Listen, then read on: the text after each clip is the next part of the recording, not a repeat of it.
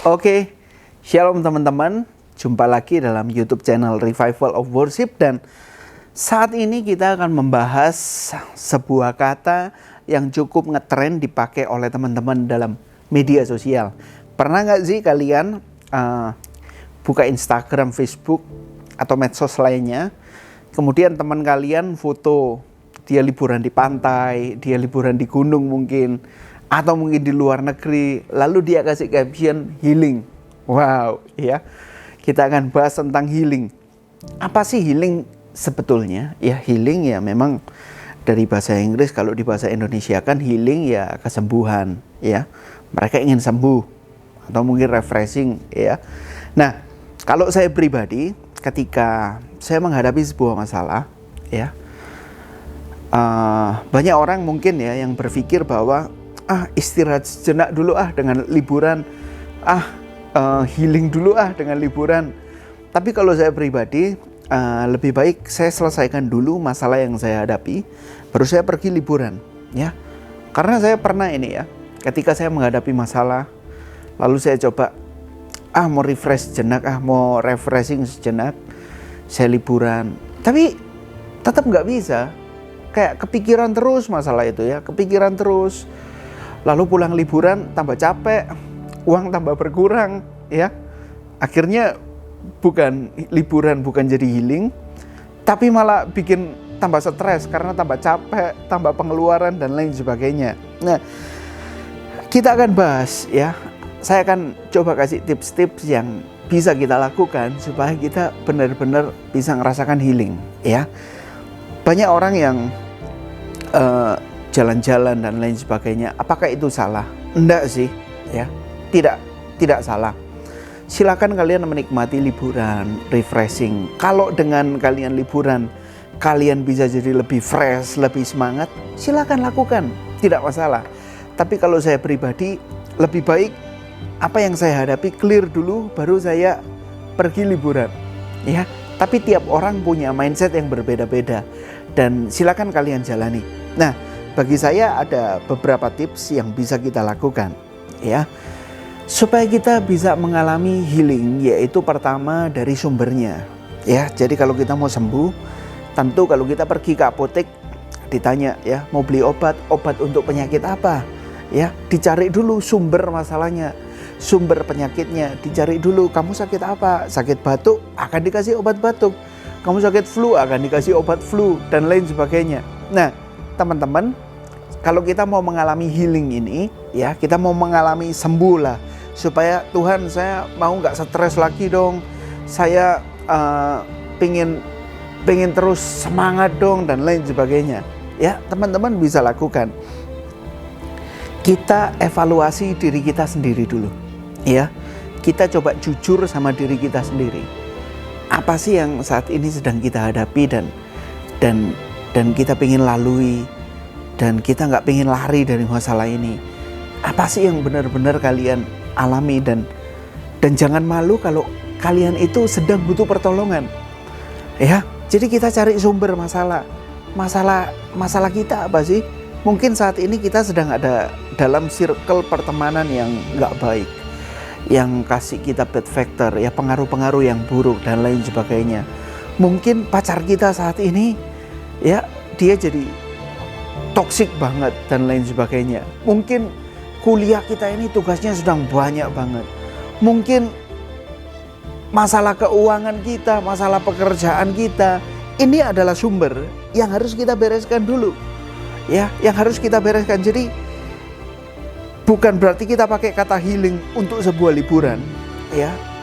Berarti itu kita lari dari masalah kita, ya. Kita ingin menghindar dari masalah kita, coba merefresh jenak, tapi masalah nggak selesai. Ketika kita selesai liburan, kita balik, kita tambah stres lagi. Oh my God, ternyata masalah saya belum selesai, ya.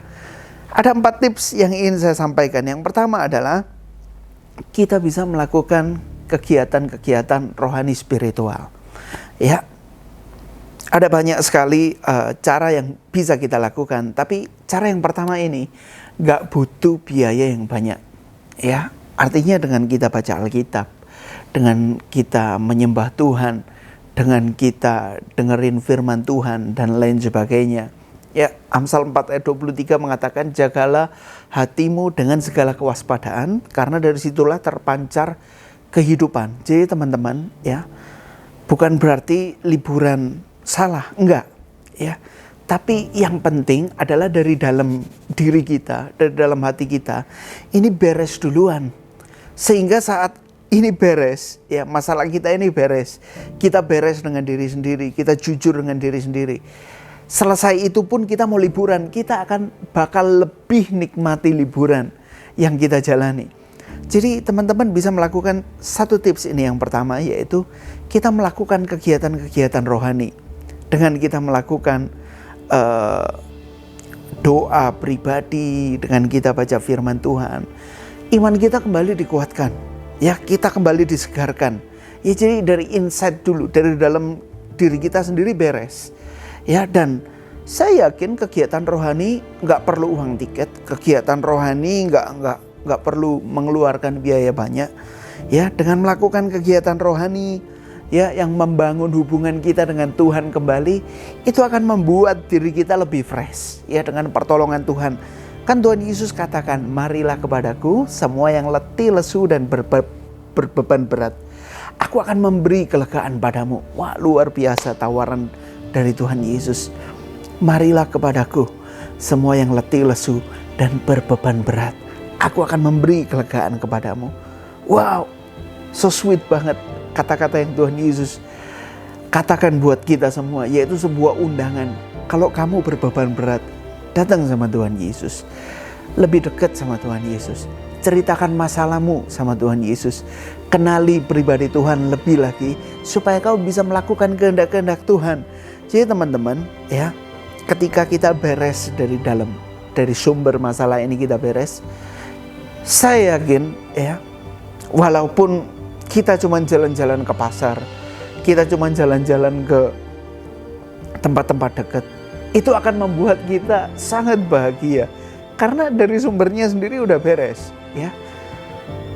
Bukan berarti yang liburan salah loh, ya, enggak, ya, silakan kalian punya berkat lebih, mau ke luar negeri kayak, mau ke Bali kayak, mau kemanapun, monggo silakan. Tapi dari kata healing ini, yang pertama yaitu kita harus beres dari dalam sendiri, harus beres dari dalam, ya, masalah sumbernya kita tahu, kita atasi.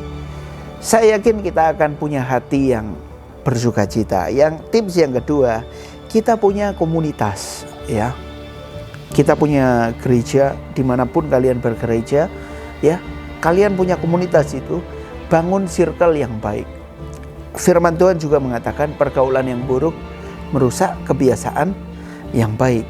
Ya teman-teman, kadang kita ngerasa sakit, kita ngerasa nggak beres dari diri kita sendiri. Mungkin karena ada banyak di lingkungan kita orang-orang yang toksik, yang kasih pengaruh buruk, yang kasih efek negatif kepada kita. Jadi kita selalu ngerasa insecure, kita selalu ngerasa tuntutan orang-orang dari circle kita kok begitu tinggi, kita selalu mengikuti standar orang lain. Ya, kita nggak ikut standar firman Tuhan, tapi kita berusaha menyenangkan orang lain, dan kita nggak pernah ngerasa puas dengan diri sendiri. Nah, jadi punya komunitas dan punya circle yang baik itu sangat penting. Bukan cuman punya sekedar teman, tapi punyalah seorang sahabat, ya, atau 2 sahabat, 3 sahabat lebih bagus. Teman itu akan datang kalau kamu lagi happy, kamu lagi punya, ayo nongkrong yuk dan lain sebagainya. Banyak orang yang akan ikut kamu. Tapi ketika kamu lagi susah, kamu lagi terpuruk, apakah mereka ada buat kamu? Ya, jadi circle yang baik akan membuat kita lebih cepat untuk recovery, untuk healing. Ya, jadi kalau kalian punya gereja, bertumbuhlah dalam komunitas itu. Kalau kalian punya teman-teman yang baik, yang suka support kalian, sahabat-sahabat yang ngerti kalian, wah, ya, kalian pun juga harus menjadi sahabat yang baik. Ketika sahabat kalian lagi susah, kalian juga harus ada buat mereka, ya. Tapi saya ingin sampaikan di poin yang kedua ini adalah kita punya satu sahabat kita yang sejati, yaitu Tuhan Yesus, yang Dia akan selalu ada buat kita. Jadi kalian punya masalah apapun, sampaikan kepada Yesus segala pergumulanmu. Yang ketiga, hidup yang sehat. Ya, jadi jelas untuk kita bisa healing, tentu fisik kita harus sehat, ya. Olahraga, makan teratur, ya, makan makanan yang bergizi, yang sehat. Ini akan membantu kita dalam proses healing hidup kita. Jadi bukan melulu liburan dan lain sebagainya, tapi kalian punya fisik yang baik, punya hidup yang sehat. Saya yakin ketika kalian rajin olahraga, bangun pagi, gak suka begadang, tidur cukup, istirahat cukup, ya, tubuh fresh, maka yang di dalam pun juga akan fresh, ya. Ketika kalian berusaha untuk berjuang lepas dari masalah, stres dan lain sebagainya, tapi tubuh fisik kalian gak support, ya, kalian kurang istirahat, makan gak teratur, tentu ini akan menambah beban dalam hidup kita, dalam diri kita.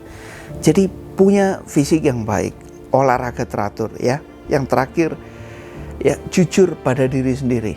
Nah, teman-teman, sudah saya sampaikan tadi di awal, yaitu ketika kita ingin healing, kalau kita sedang butuh pertolongan, jangan malu, ya. Kita punya kakak-kakak rohani, kita punya orang tua. Kalau kita punya masalah, cerita, ya. Siapa tahu mereka bisa membantu kita menemukan solusi yang baik, ya. Tentu jangan kita cerita di media sosial, ya. Kalau kita sedang ngalamin masalah, kita ngerasa nggak punya sahabat, kita curhat di media sosial, kita berusaha cari perhatian orang lain, belum tentu mereka juga support kita, malah bisa-bisa kita dijadikan bahan omongan orang lain, bahan gosip orang lain, ya. Jadi keempat poin ini kiranya bisa memberkati kita semua. Saya ulangi lagi, yang pertama, kita bisa melakukan kegiatan rohani. Kita punya komunitas, circle yang baik, hidup yang sehat, ya. Lalu jujur pada diri sendiri. Nah, teman-teman, kiranya 4 hal ini bisa jadi berkat buat kita semua, bahwa healing itu gak harus liburan mahal, healing itu gak harus buang waktu. Healing itu adalah cukup saat kita cukup dekat dengan Tuhan, ya. Kita kenal Tuhan lebih lagi, ya. Kita mengalami jamahan Tuhan, kita mengerti jalan-jalannya Tuhan, kehendaknya Tuhan, pasti kita akan merasakan fresh. Karena yang menolong kita adalah Roh Kudus yang memberikan kuasa, sehingga kita sanggup melakukan perkara-perkara yang besar, karena kita punya Tuhan yang besar. Amin, ya. Dan kalau kita punya masalah, ya, kita jangan pernah lari dari masalah. Hadapi masalahmu, ya.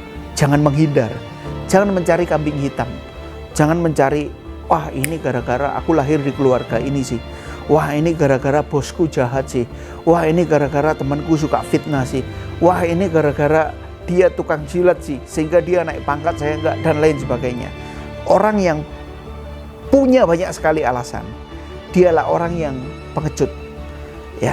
Dia nggak berani menghadapi masalah yang dia alami. Tapi mari kita berani jujur kepada diri sendiri. Aku memang punya kekurangan, aku memang punya kelemahan, tapi aku punya Tuhan yang besar, sehingga aku harus sanggup menjalani semua ini bukan dengan kekuatanku, tapi karena Tuhan yang memberikan aku kekuatan. Jadi teman-teman, ayo tetap semangat, ya. Healing dari inside, dari sumbernya dulu, dari hati kita dulu. Apakah kita udah beres, ya? Apakah masih ada dosa yang mengikat hidup kita, ya? Kita harus bereskan itu, sehingga iblis nggak punya celah untuk merusak hidup kita. Kita harus dekat sama Tuhan. Itulah healing yang sesungguhnya, adalah saat Tuhan hadir dalam hidup kita dan hidup kita berjalan dalam kehendak Tuhan. Kita akan memiliki semangat yang luar biasa, karena Roh Kudus akan selalu menyertai kita semua. Tuhan Yesus memberkati. Shalom.